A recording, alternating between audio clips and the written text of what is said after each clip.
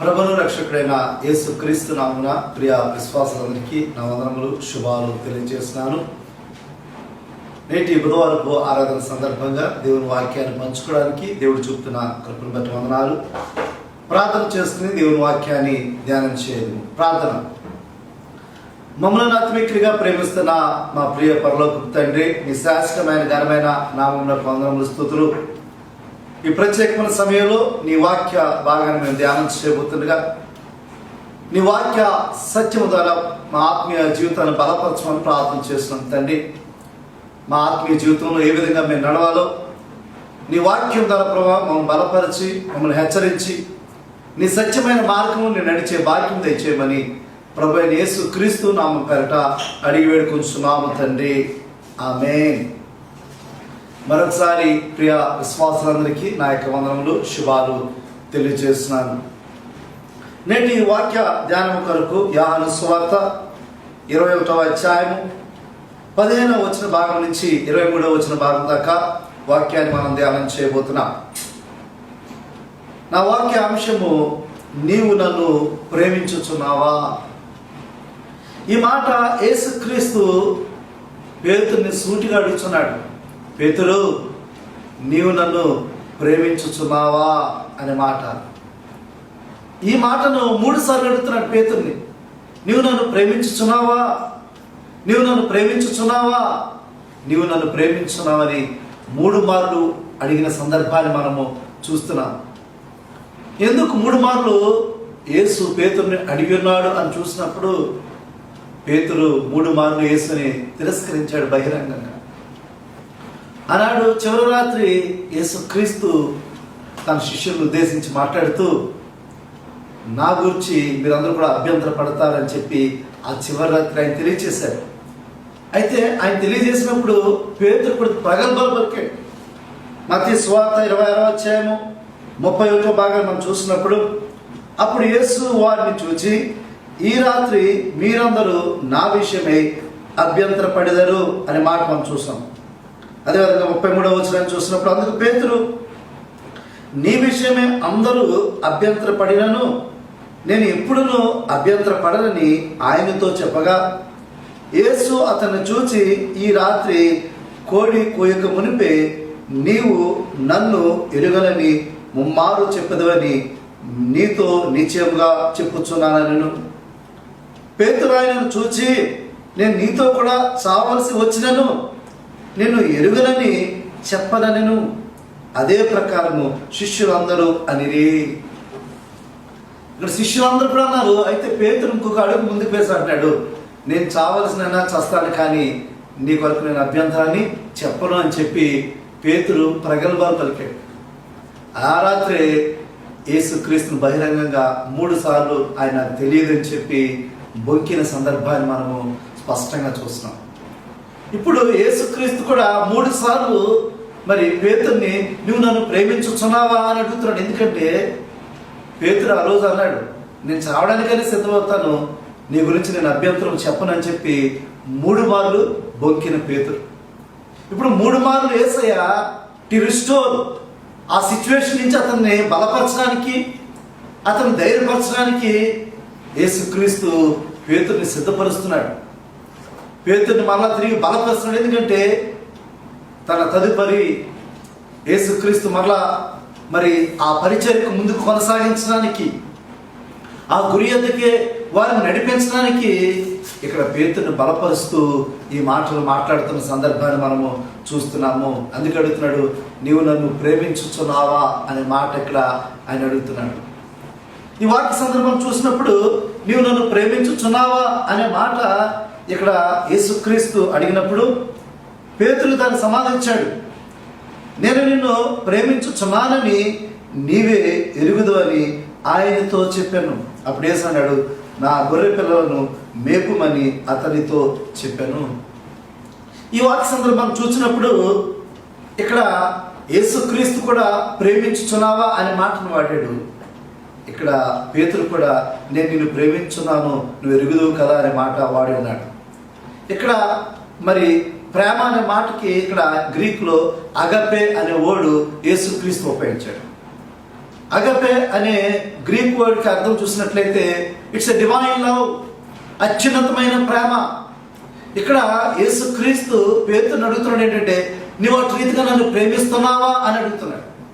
అయితే పేతురు యొక్క రిప్లైలో అతను మాట్లాడిన మాట మనం చూసినప్పుడు, నేను నిన్ను ప్రేమిస్తున్నాను, నువ్వు ఎరుగుదు కదా అనే మాట ఉపయోగించాడు. అక్కడ పేతురు వాడి మాట అంటే ఫిలియో అనే మాట ఉపయోగించాడు. ఫిలియో అంటే ఇట్స్ ఎ లెస్సర్ దాన్ మరి అగపే. అంటే యేసు అత్యున్నతంగా నన్ను ప్రేమించు, మరి డివైన్ లవ్, అగపే అనే మాట డివైన్ లవ్ అన్నమాట.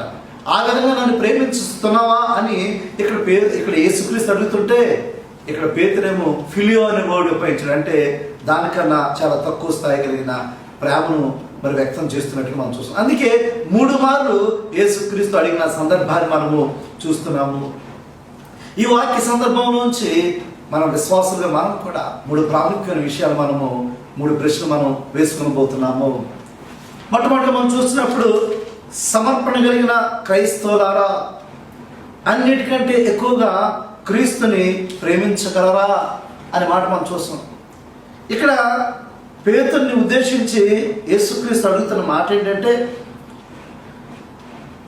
పేతురుని చూచి, యోహాను కుమారుడైన సిమోను, వీరికంటే నీవు నన్ను ఎక్కువగా ప్రేమించుచున్నావా అనే మాట ఉపయోగించాడు. వీరికంటే. ఎందుకు ఆ మాట యేసుక్రీస్తు అని ఉన్నాడు అని మనం చూసినట్లయితే, పేతురుని దేవుడు పిలుచుకుని తన యొక్క పరిచర్యలో భాగస్వామ్యం చేసుకుని మనుషులు పట్టు జాలలుగా తర్ఫీదు చేస్తున్నాడు. ఇప్పుడు పేతురు వెనుగడుగు వేస్తున్నాడు. పేతురుతో పాటు తన శిష్యులు కూడా వెనుగడుగు వేస్తున్నారు. ఆ స్థితిలో వీటికంటే నీవు ఎక్కువగా నన్ను ప్రేమించుచున్నావా అని ఇక్కడ యేసుక్రీస్తు పేతురుని ప్రశ్నిస్తున్నాడు. చాలా సందర్భాల్లో మన జీవితాల్లో వచ్చిన ఫెయిల్యూర్స్లో, మన జీవితంలో వచ్చిన శోధనలో, మన జీవితంలో వచ్చిన అనేకమైన ప్రతికూల పరిస్థితుల్లో వెనుకడుగు వేస్తూ ఉంటాం కదా.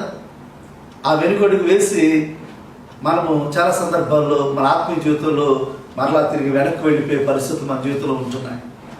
ఇక్కడ పేతురు తన శిష్యుల యొక్క పరిస్థితి అట్రీతిగా ఉన్నది. మరలా తిరిగి పాత జీవితానికి వెళ్ళిపోయారు, పాత వృత్తులకు వెళ్ళిపోయారు. ఇక్కడ చాలా ఆసక్తికరమైన మాట యేసుక్రీస్తు వాడినాడు. యేసుక్రీస్తు పేతురు యొక్క మరి పేరును మార్చున్నాడు. ఒకప్పుడు పేతురు మరి పేరు సిమోను వల్ల పేరుని పేతురుగా దేవుడు మార్చున్నాడు. ఇప్పుడు మరలా యేసుక్రీస్తు ఆ యొక్క పేరును ప్రస్తావించడానికి ఉద్దేశం ఏంటంటే, పాత జీవితానికి వెళ్ళిపోయిన సిమోను, నీవు నన్ను ప్రేమించుచున్నావా అని అడుగుచున్నాడు. మన జీవితంలో కూడా దేవుడు మనల్ని తను ప్రేమించాలని ఆయన కోరుకుంటున్నాడు. తను ప్రేమించడం అంటే ఏంటంటే, తన ఆజ్ఞను అనుసరించి జీవించడం అనే ఉద్దేశం. పాత నిబంధనలు మనం చూసినప్పుడు ఇశ్రాయేలుని దేవుడు ప్రేమించాడు. మీరు నా ప్రజలే ఉన్నారు, నేను మీ దేవుడే ఉన్నాను అని చెప్పి దేవుడు వారితో ఒక ఒప్పందం చేసుకున్నాడు. అందుకే ఐగుప్తు బానిసత్వం నుంచి విడుదల చేసి వారిని నడిపించి, వారిని పోషించి, వారి జీవితంలో ఎన్నో గొప్ప కార్యాలు చేసిన దేవుడు వారి దగ్గర నుంచి కోరుకునేది ఏంటంటే, ఆయనను ప్రేమించాలని ఆయన కోరుకుంటున్నాడు. ఆయన ఆజ్ఞను అనుసరించి జీవించాలని ఆయన కోరుకుంటున్నాడు. మరి దేవుని వాక్యం మనం చూసినప్పుడు ద్వితీయోపదేశకాండం 6వ అధ్యాయం 5వ వచనం చూసినప్పుడు, నీ పూర్ణ హృదయంతోనూ, నీ పూర్ణ ఆత్మతోనూ, నీ పూర్ణ శక్తితోనూ నీ దేవుడైన యెహోవాను ప్రేమింపవలను. అదే ద్వితీయోపదేశకాండం 10వ అధ్యాయం 12వ వచనం చూసినప్పుడు, కాబట్టి ఇశ్రాయేలు నీ దేవుడైన యెహోవాకు భయపడి ఆయన మార్గములన్నిటిలో నడుచుచు ఆయనను ప్రేమించి నీ దేవుడైన యెహోవాను నీ పూర్ణ మనసుతోను, నీ పూర్ణ ఆత్మతోను సేవించి అనే మాట మనం చూస్తున్నాం.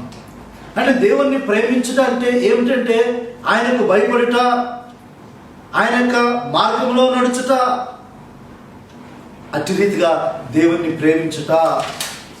1 యోహాను పత్రిక 5వ అధ్యాయం 3వ వచనం కూడా స్పష్టంగా తెలియజేస్తుంది. మనం ఆయన ఆజ్ఞలు గైకొనుటే దేవుణ్ణి ప్రేమించుట. నీవు నేను కూడా దేవుణ్ణి ప్రేమిస్తున్నామంటే ఏంటంటే, ఆయన ఆజ్ఞను గైకొనుట, ఆయన మాటను వినుట. యోహాను సువార్త 14వ అధ్యాయం 15వ వచనం కూడా ఈ మాట మనం చూస్తున్నాం. మీరు నన్ను ప్రేమించిన యెడల నా ఆజ్ఞలు గైకొందురు.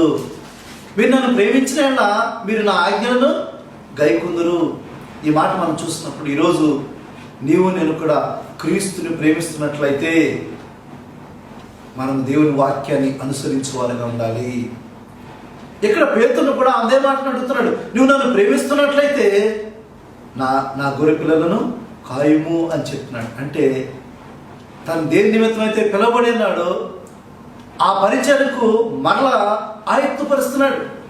నువ్వు నన్ను ప్రేమిస్తున్నట్లయితే వీటికంటే, అంటే నువ్వు మరలా ఈ నెట్స్ని ప్రేమిస్తున్నావా, ఈ వలను ప్రేమిస్తున్నావా, ఈ బోట్స్ని ప్రేమిస్తున్నావా, మరలా పాత జీవితాన్ని నువ్వు ప్రేమిస్తున్నావా, లేకపోతే నన్ను ప్రేమిస్తున్నావా?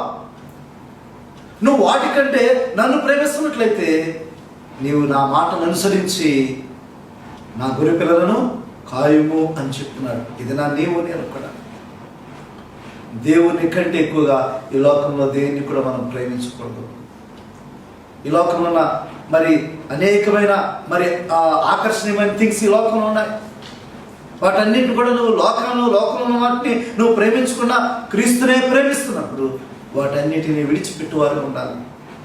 ఇప్పుడు పేతురుని అదే మాట్లాడుతున్నాడు, నువ్వు వీటన్నిటికంటే వీరందరికంటే నన్ను నువ్వు ప్రేమిస్తున్నావా అని అడుగుటే ఉద్దేశం ఏంటంటే పాత జీవితాన్ని ప్రేమిస్తున్నావా, నీ పాత వృత్తులు నువ్వు ప్రేమిస్తున్నావా, నువ్వు నన్ను ప్రేమిస్తున్నావా? నన్ను ప్రేమిస్తున్నట్లయితే నా మాటను అనుసరించి నువ్వు చేయి, నా గొర్రె పిల్లలను కాయుము అని చెప్తున్నాడు. నా మందను కాయుము అని చెప్తున్నాడు. అంటే దేవుని మాటలు గైకొనుట, దేవుని మాటలు విధేయత చూపించుట, అదే ఇక్కడ ఆయన కోరుకుంటున్నాడు. కాబట్టి దేవుని యొక్క వాక్యం చూస్తున్నాం, మనం ఆయన ఆజ్ఞలు గైకొనిటే దేవుణ్ణి ప్రేమించుట అని చెప్తున్నాడు. కాబట్టి దినాన్ని ఒకసారి నేను ఆత్మపరిశీలన చేసుకోవాలి. దేవుణ్ణి ప్రేమిస్తున్నామని చెప్తున్నాం, కానీ ఇంకా పాప జీవితంలో నిలిచున్నామా? దేవుణ్ణి ప్రేమిస్తున్నామని చెప్పి ఈ పాప జీవితం, మలినమైన జీవితంలో నువ్వు జీవిస్తున్నట్లయితే నువ్వు దేవుని ప్రేమించినట్టే. నువ్వు దేవుణ్ణి ప్రేమిస్తున్నప్పుడు ఈ పాప జీవితాన్ని విడిచిపెట్టాలి, ఈ మలినమైన జీవితాన్ని విడిచిపెట్టాలి, ఈ ప్రాచీన స్వభావాన్ని విడిచిపెట్టాలి. ఎప్పుడైతే దాన్ని విడిచిపెడుతున్నావో అప్పుడు మాత్రమే దేవుని సంపూర్ణంగా నువ్వు ప్రేమించగలవు. ఈ లోకంలో దేన్ని కూడా ప్రేమించుకో, ఈ లోకంలో దేనిని కూడా నువ్వు ప్రేమించుకున్నా, నువ్వు క్రీస్తుని ప్రేమిస్తున్నప్పుడు, దేవుని ప్రేమిస్తున్నప్పుడు ఆయన వాక్యానుసారంగా నువ్వు జీవిస్తుంటావు. వాక్యాన్ని చదవడమే కాదు, వాక్యాన్ని వినడమే కాదు, ఆ వాక్యాన్ని గైకొని జీవిస్తున్నప్పుడు అప్పుడు మాత్రమే నువ్వు దేవుణ్ణి ప్రేమిస్తున్నవాడుగా ఉన్నావు అనే విషయాన్ని గమనించాలి. 1 కొరింథీ పత్రిక 8వ అధ్యాయం 3వ వచనం కూడా చూసినప్పుడు, ఒకడు దేవుణ్ణి ప్రేమించిన యెడల అతడు దేవుని ఎరుగైన వాడే. అంటే మనం దేవుణ్ణి ప్రేమిస్తున్నట్లయితే దేవుని లోతుగా ఎరుగైన వారము అని చెప్తున్నాడు. కాబట్టి ఇక్కడ పేతురుని ఉద్దేశించి మాట్లాడిన ఈ సందర్భాన్ని మరలా చూసినట్లయితే, నువ్వు నన్ను ప్రేమించుచున్నట్లయితే నా యొక్క మందను మేపుము అని చెప్తున్నాడు. అంటే నా మాటలు విని, నా మాటలు అనుసరించి నీవు ఈ పరిచయలో ముందుకి కొనసాగు అని చెప్తున్నాడు. కాబట్టి దేవుణ్ణి ప్రేమిస్తున్న వారమైతే మనం ఈ లోకంలో అన్నిటినీ కూడా విడిచిపెట్టి సంపూర్ణంగా దేవుణ్ణి ప్రేమించేవారుగా, దేవుని యొక్క మాటలు గైకొని జీవించేవారుగా ఉండాలని చెప్పి ఇక్కడ యేసయ్య ఉద్దేశమైనది. ఇది నా విశ్వాసంగా నేను కూడా క్రీస్తుని ప్రేమిస్తున్న వారమైన అయినట్లయితే మనం సంపూర్ణంగా ఈ లోకంలో ఉన్న వాటిని అన్నీ కూడా విడిచిపెట్టాలి. ఈ లోకంలో తాత్కాలికమైన వాటిని కూడా విడిచిపెట్టి క్రీస్తుని మాత్రమే ప్రేమిస్తున్నప్పుడు మనము నిత్యమైన మార్గంలో మనం నడవగలం అనే విషయాన్ని గమనించాలి. రెండవ ప్రాముఖ్యమైన విషయం మనం చూసినట్లయితే, సమర్పణ గల క్రైస్తవులారా, క్రీస్తు కొరకు ఏదైనా త్యాగం చేయగలరా? ఈ లోకంలో జీవిస్తున్న మనం క్రీస్తు కొరకు త్యాగం చేయడం అనేది చాలా కష్టతరమైనది. ఎందుకంటే పేతురుకు బాగా అర్థమైంది క్రీస్తు కొరకు జీవించడం అంటే ఏంటి, క్రీస్తును ప్రేమించడం అంటే ఏంటి, క్రీస్తు కొరకు త్యాగపూరితమైన జీవితం జీవించడం అంటే ఏంటో ఇప్పుడు పేతురుకు అర్థమవుతుంది. ఇప్పటిదాకా పేతురు దుడుకు పేతురుగా జీవించాడు. కానీ ఇక నుంచి క్రీస్తు బలపరిచిన తర్వాత దేవుని కొరకు త్యాగపూరితమైన జీవితాన్ని జీవించబోతున్నాడు. ఆ మాటను ఉద్దేశించే యేసుక్రీస్తు పేతురు యొక్క భవిష్యత్తుల గురించి చెప్తున్నాడు. ఇక్కడ యోహాను సువార్త 21వ అధ్యాయము 18వ వచనం చూసినప్పుడు యేసు, నా గొర్రెలను మేపుము, నీవు యవనస్తులై ఉండినప్పుడు నీ అంతటి నీవే నడుము కట్టుకుని నీకు ఇష్టమైన చోటికి వెళ్ళుచుంటే, నీవు ముసలివాడు అయినప్పుడు నీ చేతులు నీవు చాచదువు, వేరొకడు నీ నడుము కట్టి నీకు ఇష్టము కాని చోటికి నిన్ను మోసుకుని పోవునని నీతో నిశ్చయముగా చెప్పుచున్నానని అతనితో చెప్పాను. అతడు ఎత్తి మరణం వలన దేవుణ్ణి మహిమపరచును దాన్ని సూచించి ఆయన ఈ మాటలు చెప్పాను. ఇట్లు చెప్పి నన్ను వెంబడించుము అని అతనితో చెప్పాను. చూసారా, ఈ మాట యొక్క ఉద్దేశం మనం చూసినప్పుడు పేతురు ఏ విధంగా దేవుని కొరకు జీవించబోతున్నాడో, ఒక త్యాగపూరితమైన జీవితాన్ని జీవించబోతున్నాడో, ఎట్టి రీతిగా దేవుని కొరకు త్యాగాన్ని చేసి మరణించబోతున్నాడో దాని గురించి ఇక్కడ ప్రాఫెసీ చేస్తున్నాడు. పేతురు యొక్క జీవితం గురించి. అంటే ఇక నుంచి పేతురు జీవితం ఒక త్యాగపూరితమైన జీవితం. దేవుని కొరకు ఎన్ని నిందలైనా, దేవుని కొరకు ఎన్ని కష్టమైనా, దేవుని కొరకు త్యాగం చేసే గొప్ప జీవితాన్ని, తన మరణాన్ని సైతం త్యాగం చేయడానికి సిద్ధపడుతున్న పేతురు యొక్క జీవితాన్ని సిద్ధపరుస్తున్నాడు. తన మరణాన్ని సూచించి ఈ మాటలు మాట్లాడుతున్న సందర్భాన్ని మనం చూస్తున్నాము. ఆయన లోకంలో జీవించినప్పుడే తన శిష్యులకు స్పష్టంగా ఆయన తెలియజేశాడు. మత్తయి సువార్త 16వ అధ్యాయము 24-26 వచనాలు చూసినప్పుడు అప్పుడు యేసు తన శిష్యులను చూచి, ఎవడైనాను నన్ను వెంబడించగోరని ఎడలా తను తాను ఉపేక్షించుకుని తన సిలువను ఎత్తుకుని నన్ను వెంబడింపవలను. తన ప్రాణమును కొనగోరువాడు దాన్ని పోగొట్టుకును, నా నిమిత్తము తన ప్రాణమును పోగొట్టుకునేవాడు దాన్ని దక్కించుకునెను. చూసారా, యేసే తన శిష్యులకు ఆయన ముందే తెలియజేశాడు, మీరు నన్ను వెంబడించుకోవాలనుకున్నట్లయితే తమను తాము ఉపేక్షించుకోవాలి, నా సిలువను ఎత్తుకుని నన్ను వెంబడించాలి. తన ప్రాణము రక్షించుకొనుగోరువాడు దాన్ని పోగొట్టుకును, నా నిమిత్తము తన ప్రాణము పోగొట్టుకున్నవాడు దాన్ని దక్కించుకును అని చెప్తున్నాడు. కాబట్టి యేసుక్రీస్తుని వెంబడించడం అనేది అంత సులువైనది కాదు అని చెప్పి అలాంటి తన శిష్యులకు ఆయన బోధించున్నాడు. ఈ లోకంలో మనం కూడా క్రీస్తుని వెంబడిస్తున్నాము, క్రీస్తుని అనుసరిస్తున్నామని చెప్తున్నప్పుడు మనము త్యాగపూరితమైన జీవితాన్ని జీవించాలి. ఈ లోకంలో ఉన్న వాటిని మనము త్యాగం చేయాలి. మన బలహీనతలన్నీ కూడా త్యాగం చేయాలి. దేవునికి ఇష్టము కాని కార్యములన్నీ కూడా మనము త్యాగం చేయాలి. నాలో కోపం ఉండొచ్చు, ఆ కోపం దేవునికి ఇష్టం ఉండదు, ఆ కోపాన్ని త్యాగం చేయాలి. నాలో ఈ లోకంలో అనేకమైన చెడ్డ తలంపులు, చెడ్డ ఆలోచనలు నేను కలిగి ఉన్నాము, అది దేవునికి ఇష్టం లేదు, నువ్వు వాటిని విడిచిపెట్టాలి. చాలా సందర్భాల్లో మనలో ఉన్న బలహీనతలు మనం విడిచిపెట్టకుండా మనం దేవుని వెంబడిస్తుంటాం, దేవుని మనము అనుసరిస్తున్నామని చెప్పుకుంటాం. కానీ చాలా సందర్భాల్లో మనం వాటిని త్యాగం చేయలేని వారుగా ఉంటున్నాము అనే విషయాన్ని గమనించాలి. 1 పేతురు 4వ అధ్యాయము 14వ వచనం చూసినప్పుడు, క్రీస్తు నామము నిమిత్తము మీరు నింద పాలనేలా మహిమా స్వరూపైన ఆత్మ అనగా దేవుని ఆత్మ మీ మీద నిలుచును కనుక మీరు ధన్యులు అని చెప్తున్నాడు. ఈ మాట స్వయాన పేతురు చెప్తున్నాడు. ఒకప్పుడు యేసుక్రీస్తు బహిరంగంగా 3 మార్లు తిరస్కరించిన పేతురు యేసు బలపరిచిన తర్వాత ఒక అద్భుతమైన సేవ చేస్తున్నాడు. క్రీస్తు కొరకు అనేకమైన నిందలు పాలైనాడు, క్రీస్తు కొరకు అనేకమైన శ్రమలను అనుభవించాడు. ఆ అనుభవాలను చెప్తున్నాడు. క్రీస్తు నామము నిమిత్తము మీరు నింద పాలనేలా మహిమా స్వరూపైన ఆత్మ అనగా దేవుని ఆత్మ మీ మీద నిలుచుచున్నప్పుడు గనుక మీరు ధన్యులు అని చెప్తున్నాడు. ఈరోజు నేను కూడా క్రీస్తు కొరకు మనం నిందలు పడినప్పుడు, క్రీస్తు కొరకు మనం శ్రమలు పొందినప్పుడు, క్రీస్తు కొరకు మనం అవమానాలు పొందినప్పుడు దానిని బట్టి మన జీవితాలను ధన్యకరమైన జీవితాలుగా మార్చబడుతున్న విషయాన్ని గమనించాలి. ఎవరైనా ఒక మాట అంటే మనం సహించం కదా, ఎవరైనా ఒక నింద వేస్తే మనం సహించం కదా. కానీ ఒకసారి ఆలోచించండి, నువ్వు క్రీస్తుని ఎరిగిన వాడు ఉన్నప్పుడు, నువ్వు క్రీస్తుని వెంబడిస్తున్నప్పుడు, నువ్వు క్రీస్తుని అనుసరిస్తున్నప్పుడు ఈ నిందలను, అవమానాన్ని భరించి మనము ముందుకు వెళ్ళాలి. అదోనీరామ్ జడ్సన్ అనే గొప్ప దైవజనుడు అమెరికా దేశం నుంచి బర్మా దేశానికి మిషనరీగా వచ్చాడు.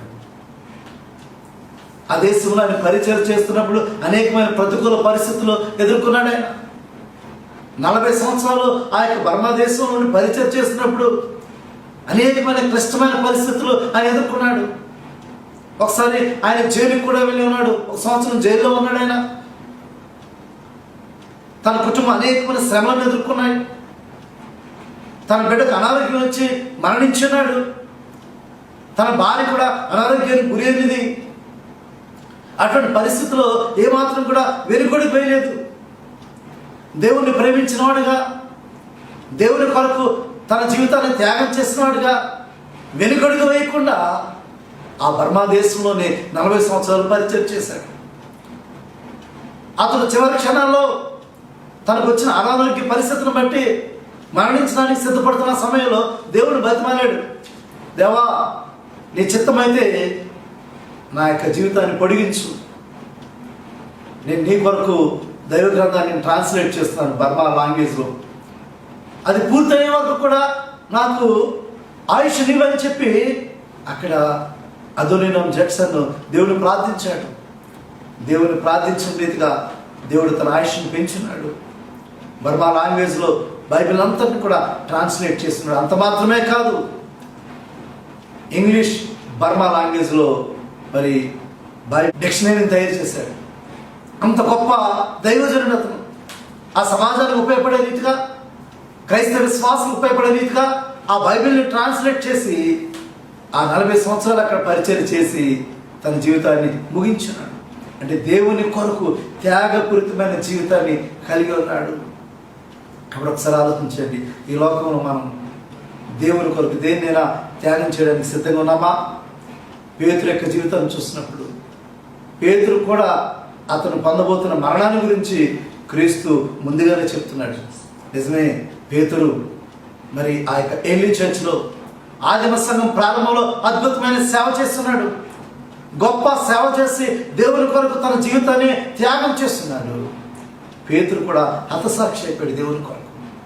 ఒకప్పుడు మరి దేవుని తిరస్కరించిన పేతురు, ఎన్నో వైఫల్యాలు పొందిన పేతురు దేవుడు బలపరిచిన తర్వాత క్రీస్తు యొక్క ప్రేమను, క్రీస్తుని యొక్క ప్రేమ చేత క్రీస్తు కొరకు తన జీవితాన్ని మరి బలియాగం చేసినట్టుగా, త్యాగం చేసిన వాడిగా మనం చూస్తున్నాము. ఆ రోజు మరి పేతురును కూడా సిలువేశారంట.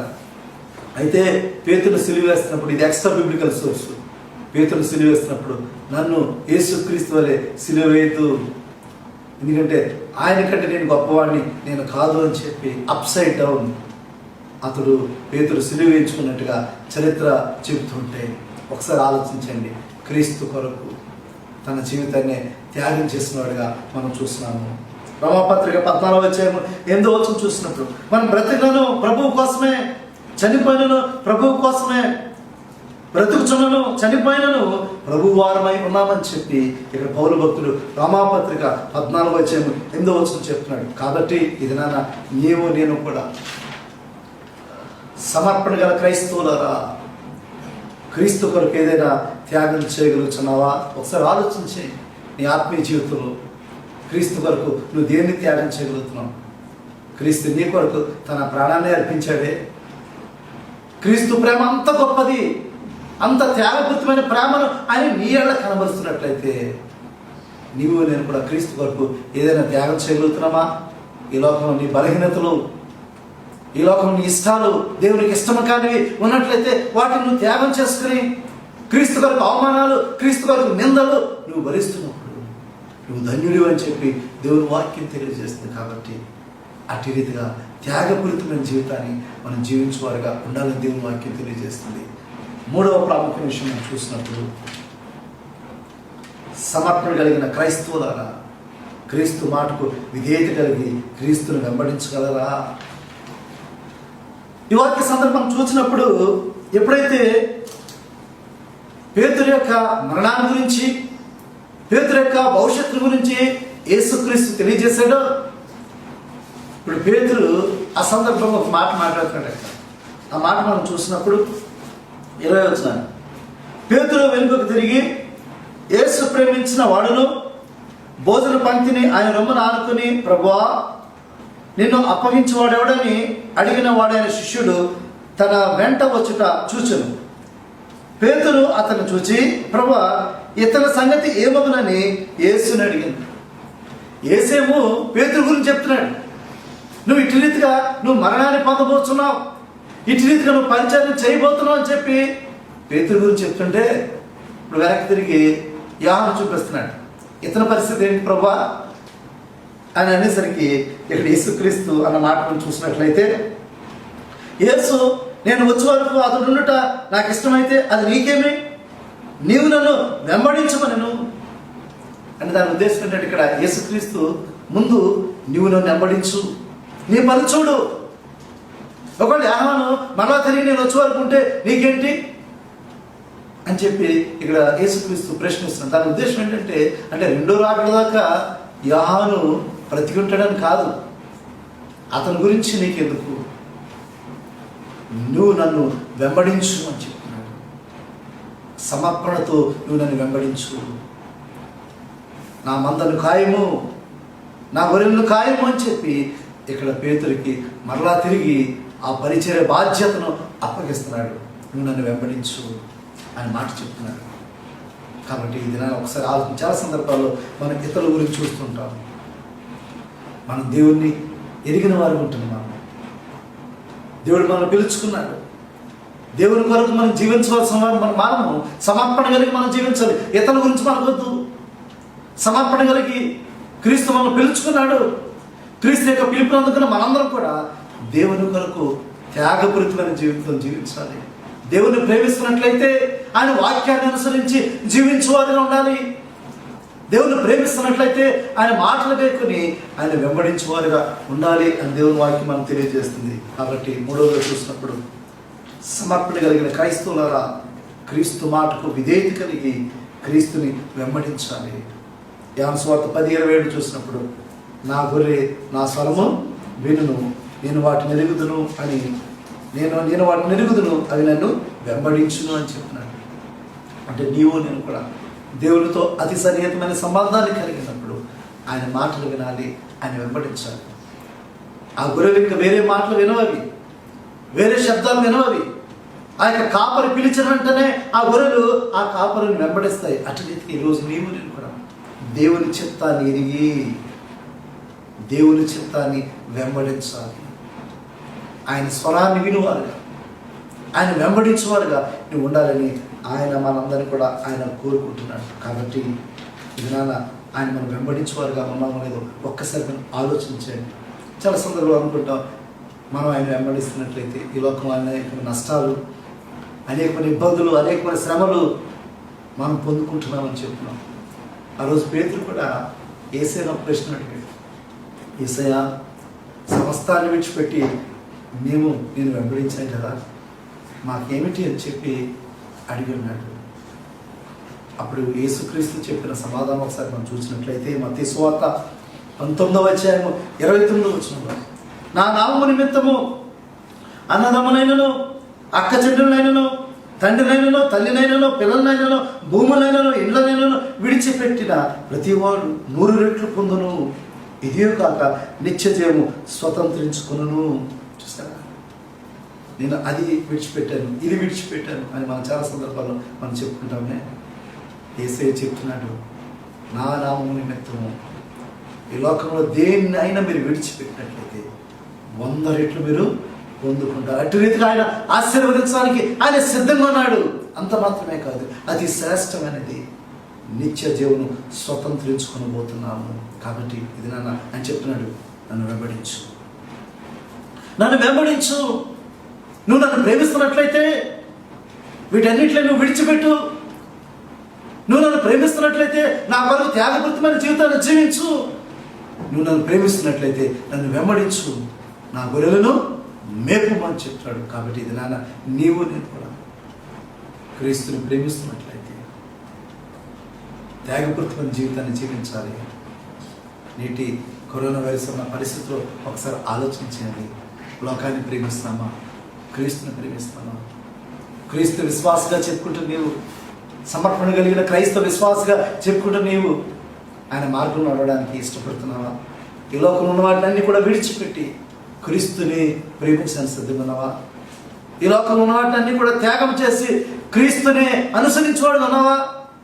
ఈ లోకంలో ఉన్న వాటిని కూడా విడిచిపెట్టి క్రీస్తుని సంపూర్ణంగా వెంబడించేవాడుగా ఉన్నావో లేదో ఒకసారి నువ్వు ఆలోచించి, అట్టి సమర్పణ నీకు నాకు ఉన్నప్పుడు దేవుడు 100 రెట్లు అధికంగా మన జీవితాన్ని ఆశీర్వదించబోతున్నాడు. అతి శ్రేష్టమైనది ఆయన రాజ్యాన్ని మనకి ఇవ్వబోతున్నాడు. ఆయన నిత్యత్వాన్ని మనకి ఇవ్వబోతున్నాడు. ఆ నిత్యత్వాన్ని మనం స్వతంత్రించుకోబోతున్నాం. కాబట్టి నా ప్రియ విశ్వాసాలు ఒకసారి మనం ఆలోచించండి. ఈ లోకంలో ఉన్నవన్నీ కూడా అశాశ్వతమైనవి. శాశ్వతమైన ఆయన రాజ్యానికి వారసులుగా చేయడానికి ఆయన లోకానికి వచ్చాడు. నీ కొరకు తన ప్రాణాన్ని ఆయన అర్పించున్నాడు. నీ కొరకు గొప్ప త్యాగాన్ని ఆయన చేస్తున్నాడు. నీవు కూడా అట్టి రీతిగా ఒక సమర్పణ కలిగిన క్రైస్తవ విశ్వాసగా నీవు నేను జీవించాలని ఆయన కోరుకున్నాడు. ఆయన పేతురును కూడా కోరుకున్నాడు. అందుకే పేతురును మరలా తిరిగి బలపరుస్తున్నాడు, గురి ఎద్దుకే నడిపిస్తున్నాడు. ఒకప్పుడు వైఫల్యం చెందిన పేతురు జీవితాన్ని మరలా బలపరిచి మరలా ఆయుధపరుస్తున్నాడు. ఇది నీవు నేను కూడా చాలా సందర్భాల్లో పాప జీవితంలో వెనుకడుగు వేస్తున్నామా? శ్రమలు, ఇబ్బందులు, అవమానాలు మన జీవితంలో వచ్చినప్పుడు వెనుకడుగు వేస్తున్నామా? వేయవద్దు. నువ్వు క్రీస్తుని ప్రేమిస్తున్నట్లయితే, క్రీస్తు మాటలు గైకొని ఈ యొక్క నీచ రాజ్యము కొరకు నువ్వు ముందుకు వేగిరపడాలి. దేవుడి మాటలు దీవించిన గాక. ఆమె ప్రార్థన చేసుకుందాం. ప్రేమాస్వరూపుడా, మా దగ్గర మా తండ్రి, ఈ ప్రశస్తమైన సమయంలో మరొకసారి నీ పాద సన్నిధిలో మేము మొరపెడుతున్నాం తండ్రి. నీ వాక్యం ద్వారా మరొకసారి నన్ను మమ్మల్ని బలపరిచి ఉన్నావు తండ్రి. పేతురు వెనుకడుగు వేసిన సందర్భంలో, పేతురు వెనుకంజ వేసిన పరిస్థితిలో, ఆ బలహీనమైన విశ్వాసం కలిగిన పరిస్థితిలో మరలా తిరిగి బలపరుస్తూ, నీవు పేతుని బలపరుస్తూ అడిగిన ప్రశ్న, నువ్వు నన్ను ప్రేమించుచున్నావా? నువ్వు నన్ను ప్రేమిస్తున్నట్లయితే నా మాటలు గైకొను. నువ్వు నన్ను ప్రేమిస్తున్నట్లయితే నా వరకు త్యాగపూరితమైన జీవితాన్ని జీవించు. నువ్వు నన్ను ప్రేమిస్తున్నట్లయితే నన్ను నువ్వు వెంబడించు అని చెప్పి పేతును బలపరుస్తూ యేసయ్య ఆ మాటలు పలికినాడు. ఇది నన్ను ప్రతి విశ్వాసికి ఆ మాటలు వర్తిస్తున్నాయి. ఈరోజు నీవు నేను కూడా ఆయనను ప్రేమిస్తున్నట్లయితే ఆయన వాక్యాన్ని అనుసరించి జీవించాలి. ఆయన ప్రేమిస్తున్నట్లయితే ఆయన కొరకు ఈ లోకంలో ఉన్న వాటిని కూడా త్యాగం చేసి ఆయన కొరకు జీవించాలి. ఆయనను ప్రేమిస్తున్నట్లయితే ఆయనను వెంబడించాలి. నీ జీవితంలో ఎన్ని శ్రమలు, ఎన్ని ఇబ్బందులు, ఎన్ని కష్టాలు వచ్చినా సరే క్రీస్తును వెంబడిస్తూ ఆయన మార్గంలో నడవాలని ఆయన కోరుచున్నాడు. కాబట్టి ప్రశస్తమైన సమయంలో నీవు నేను కూడా ఎటువంటి క్రైస్తవులు ఉన్నావు ఒకసారి ఆలోచించి, నేడు గొప్ప విపత్కరమైన పరిస్థితుల్లో మనందరం కూడా ఉన్నాము. మన నిజమైన క్రైస్తవులు ఉన్నామా? క్రీస్తుని వెంబడించే విశ్వాసాలుగా ఉన్నామా? క్రీస్తు రాయబారులుగా మనం ఉన్నామా? క్రీస్తు గారు గొప్ప త్యాగపూరితమైన జీవించే క్రైస్తవులుగా ఉన్నామా లేదో ఒకసారి ఆలోచన చేయండి. నామకార్థ క్రైస్తవులుగా ఉన్నట్లయితే ఈ లోకంలోనే మన జీవితాలు ముగిసిపోతాయి. నిత్యత్వంలోకి మనం ప్రవేశించలేము. దేవుడు మన దగ్గర నుంచి ఆశించే జీవితాన్ని మనం తిరిగి ఆయనకి ఇవ్వలేకపోతున్నాము. ఒకసారి ఆలోచన చేయండి. ఈ పాప లోకములో నేటి గందరగోళ పరిస్థితుల్లో అనేక మంది మరణిస్తున్నారు. అనేక మంది జీవితాలు ఇక్కడే ముగిసిపోతున్నాయి. కానీ నీ నా జీవితం ఈ లోకంలో ముగియట ఆయనకి ఇష్టం లేదు. తిరిగి ఆ నిత్యత్వంలో ప్రవేశించాలి. ఆయన కొరకు గొప్ప త్యాగపూరితమైన జీవితాన్ని జీవిస్తూ ఆయన కొరకు సాక్షిగా ఉండాలని ఆయన కోరుకున్నాడు. ఇక్కడ పేతురు దగ్గర నుంచి అదే ఆశించాడు.